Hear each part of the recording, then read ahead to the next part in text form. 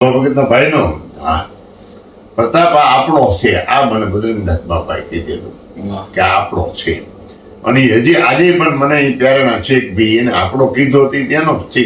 અને આપણો છે એટલે ઈ વખતનો મને મનમાં એમ થતું કે આપણે સાધુ બનવું છે, સાધુ બનવું છે. અને 2005માં હું બન્યું.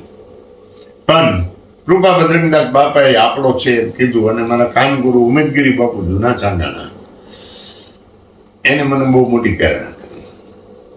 બાપુએ ઉમેદગીરી બાપુએ ખૂબ પ્રેરણા કરી, ખૂબ. મારા ગુરુ છે.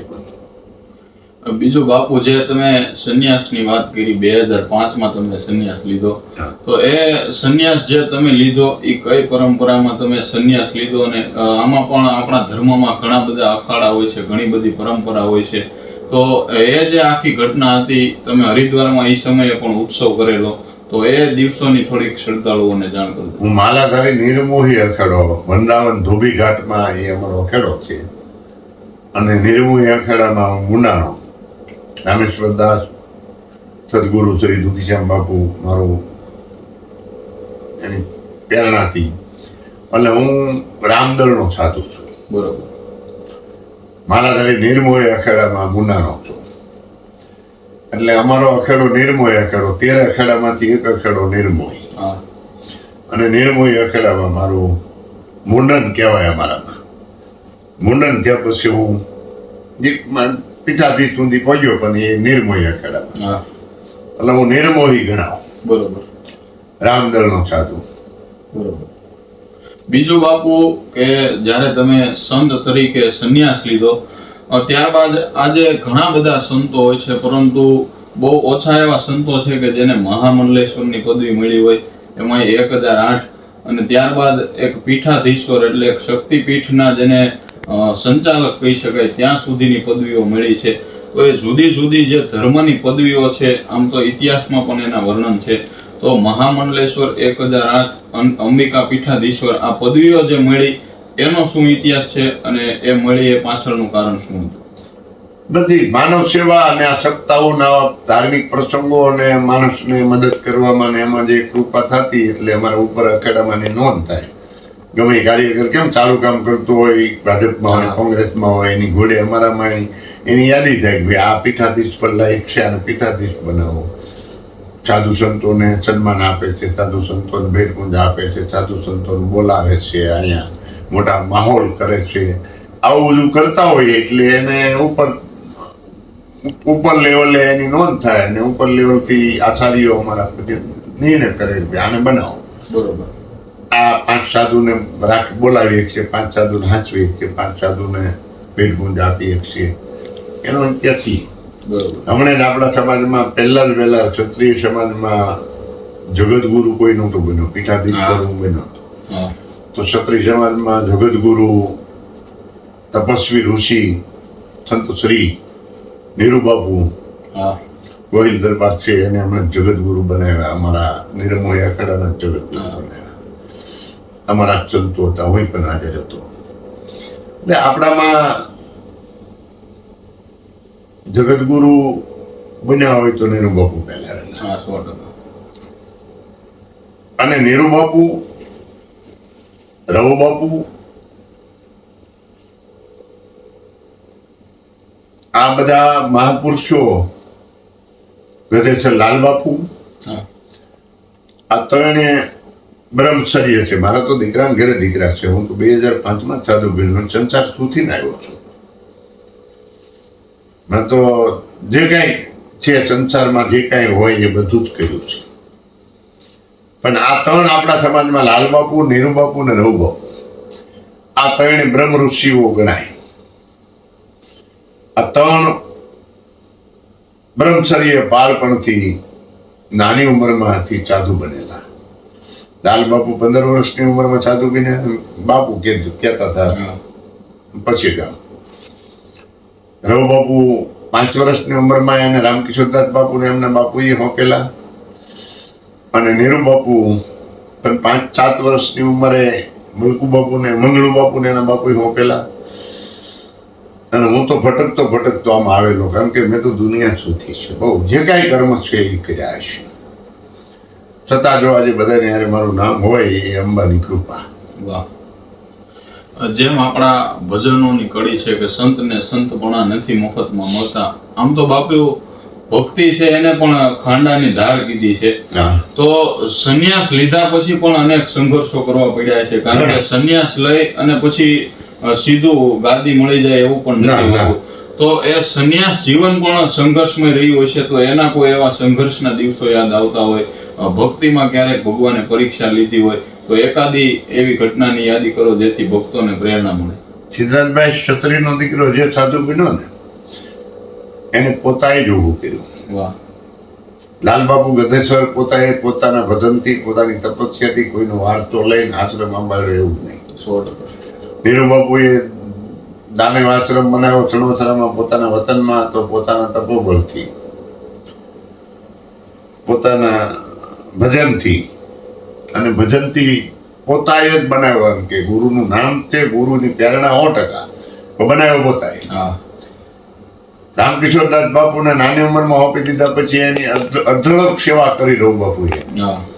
અને આજે વાંક્ય હનુમાનનો વિકાસ કર્યો હોય તો પોતાએ. અને મેં ભંડારિયા છોડી અને સાંગાણામાં મારી જન્મભૂમિમાં એક નાનો એવા રબારીવાળાનો નેહડો હોય અને એમાં આવો આશ્રમ બનાવ્યો હોય તો મારા તપોબળથી, મારા ભજનથી, અંબાજીની કૃપાથી અને સંતોની પ્રેરણાથી બનાવ્યો. અમે કોઈના વારસા લઈને આ કર્યું એવું નહીં કે આ ગાદીપતિ બની જાય. જગ્યાઓ તો મળતી જ હતી, કરોડો અબજો રૂપિયાની અત્યારે જગ્યાઓમાં સંતો ઘટે જ છે, પણ ક્ષત્રિયનો દીકરો લોઢામાં લીટો પાડે, આવું મારું માનવું છે. એ પોતે લોઢામાં લીટો પાડે અને સંઘર્ષ કરે, એ ક્ષત્રિય કહેવાય. સંઘર્ષ કરવો જરૂરી છે. આમાં તો બધું થાય, માન અપમાન, સંતો અપમાન કરી નાખે, ગાળી દઈ દે, એમાંથી બહાર નીકળે ત્યારે માણસ કંઈક બને. બાપુ ખાસ જે તમે કીધું આશ્રમ પણ તમે માતાજીની પ્રેરણાથી અને તમે જ બનાવ્યો, તો એ આશ્રમનો પણ અમે જ્યારે આવ્યા ત્યારે એક વિશેષતા જોઈ કે રાજાશાહી સમયમાં જે દરબાર ગઢો હતા, રાજાશાહીના સમયની જે આખી બાંધકામની કળા હતી, એવો તમે આશ્રમ બનાવ્યો છે. તો ખાસ એ આશ્રમ બનાવવા પાછળનું કારણ શું, અને ગામ લોકોને પણ આજે આ આશ્રમ અનેક ગણો ઉપયોગમાં આવી રહ્યો છે, ત્યાં સામાજિક પ્રસંગો હોય કે ધાર્મિક પ્રસંગો હોય, તો આ આશ્રમનું તમે બાંધકામ ક્યારે શરૂ કર્યું અને આ જે આખો રજવાડી આશ્રમ બનાવ્યો એમની પાછળનું કારણ જણાવો. બધે એની પાછળ કારણ એક જ તે કે ભાઈ મને આવો શોખ હતો અને આ ગામ મારું છે, મારું ગામ આનો ઉપયોગ કરે તો મારું કુટુંબ છે, અને આ સમાજમાં હારાવાળા પ્રસંગો હોય તો અહીં કાર્ય કરી શકે આવી ભાવના મને હતી અને માની કૃપા હતી. અને એ એક રાહ પરિવારનો છો એટલે મને જુનાગઢની વાત વારા ઘડી આવે એટલે એમ થતું કે આપણે ક્ષત્રિયના દીકરા સાધુ બન્યા હોય તો એક એવી કંઈક પ્રેરણા ઓલી કરતા જાય કે આની આજની તો 50 વર્ષ પછી કોઈ નોંધ લઈ શકે ના. એ એટલે મને આવો એક શોખ હતો અને આ રજવાડા ટાઈપ તો ન ગણાય પણ કંઈક જુદો અલગ આશ્રમ બને એવી મને કૃપા હતી. નાનો મને અન્ય સમાજે બહુ મદદ કરી. 18 વર્ષે આમાં પૈસા 18 વર્ષે આપ્યા, ઈટું આપી, કોઈ સિમેન્ટું આપી, કોઈ પૈસા આપ્યા, મોટો ફાળો. બીજું બાપુ, જ્યારે સંન્યાસી હોય છે, આમ તો સંન્યાસ લે ત્યારે પોતાની માતૃભૂમિ અથવા વતનથી દૂર ભાગતા હોય છે. જ્યારે તમે તમારી માતૃભૂમિને તમારી કર્મભૂમિ અને ધર્મભૂમિ બનાવી, સાંગાણામાં રહી અને તમે ધર્મની જ્યોત જગાવી, તો એ પાછળનું કોઈ કારણ હતું કે? કોઈ કારણ નહીં, પણ મારે અમુક સંસારી અહીંયા ભોગ્યો છે, કર્મ અહીંયા કર્યા છે, જે કાંઈ સારા કે મોડા, જે કાંઈ ન કરવાનું કર્યું પણ બધું આ જમીન ઉપર જ કર્યું હતું. એટલે એનું ઋણ ચૂકવવા માટે મને એમ થયું કે મારો જે મેં આમાં હારા મોડા મારાથી કંઈ કોઈના અપમાન થઈ ગયા હોય, કંઈક ન કરવાના થઈ ગયા હોય, આપણે કોઈ એટલા બધા સુધરેલા નહોતા, એટલે અહીંને અહીં આ પૃથ્વીનું ઋણ આપવા માટે મેં અહીંયા બનાવ્યું વાહ કે જ્યાં મારી જન્મભૂમિમાં મારથી મળમૂતરથી માંડીને કર્મ, કારણ કે હું નાનપણથી કોઈ સાધુ નથી. હા હું તો એક ક્ષત્રિય દીકરો હતો અને માં ભગવતીનો અને સંતોનો બદ્રીનાથ બાપા જાલનાથનો સેવક હતો. વાહ એમાંથી આ કૃપા થઈ. બરોબર. બાપુ, આપણે સંવાદના અંત તરફ જવું છે ત્યારે બે પ્રશ્ન મારે એ પણ પૂછવા છે કે આમ તો આજના સમયમાં ઘણા બધા લોકો એવા હોય છે કે પોતાના કુળદેવીથી દૂર જતા હોય છે, ક્યાંક દોરા ધાગામાં કે ક્યાંક અંધશ્રદ્ધામાં પડતા હોય છે. જોકે તમામ શક્તિ છે એ એક જ છે, પરંતુ કુળદેવીનું આપણા પરિવાર કુટુંબમાં કેટલું મહત્વ હોવું જોઈએ અને કુળદેવી એ આખી શું ધર્મની ક્રિયા છે એ વિશે દર્શકોને માહિતી આપજો. હર વસ્તુ, હર વ્યક્તિ દેવ પૂજકથી માંડીને બ્રાહ્મણ સુધી હા 18 વર્ષ પોતાનું પુત્ર અને કુળદેવી એ મહત્વ મા બાપ જેટલું હોવું જોઈએ. હા દોરા ધાગાનો તો હું વિરોધ નહીં કરું, કારણ કે હું પોતે પણ ભૂવો છું, હું પોતે પણ જ્યોતિષ કરતો, હું પોતે પણ ડાકલામાં જતો, હું પોતે બધું કરતો અને કરું છું. વાહ એટલે હું એમ નથી કહેતો કે અંધશ્રદ્ધા છે, અંધશ્રદ્ધા નથી, પણ કુળદેવીને જે ભક્તો હોય હા એ માં કે એમ એને કરવું પડતું હોય.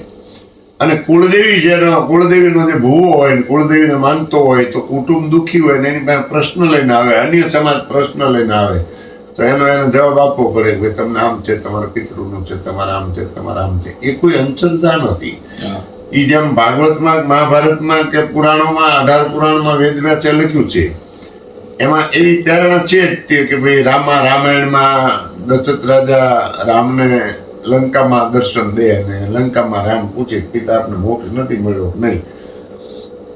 ભાગવત મહાભારતમાં પાંડવોને કૃષ્ણ ભગવાન દેખાડે, યુધિષ્ઠિરને કહે કે તારા બધા હોય કૌરવોને તારે મોક્ષદાન પિંડદાન દેવું પડશે. આ મહાભારત બોલે.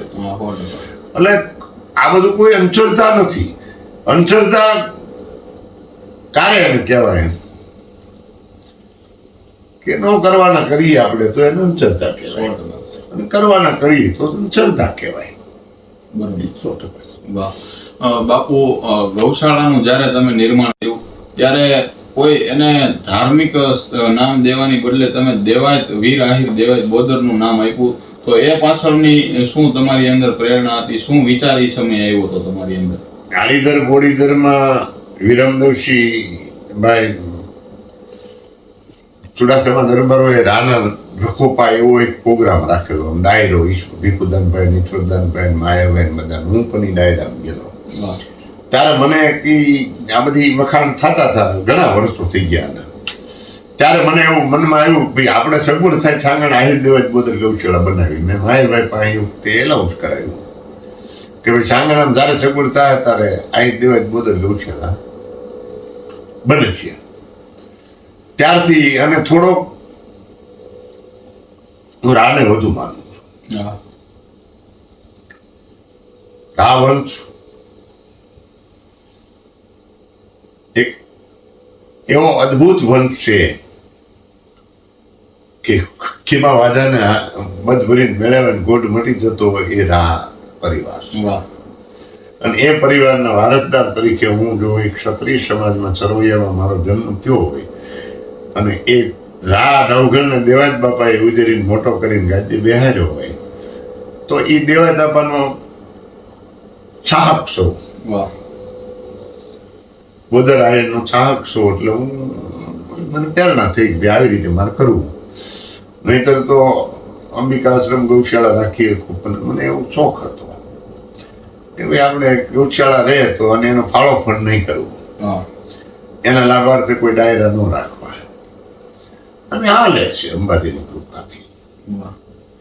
બાપુ, આવનારા સમયમાં પણ કેટલાક દિવસોમાં તમે ધાર્મિક આયોજન કોઈ કરવાના હોય તો એ આપણા શ્રદ્ધાળુઓને જણાવજો. 9/4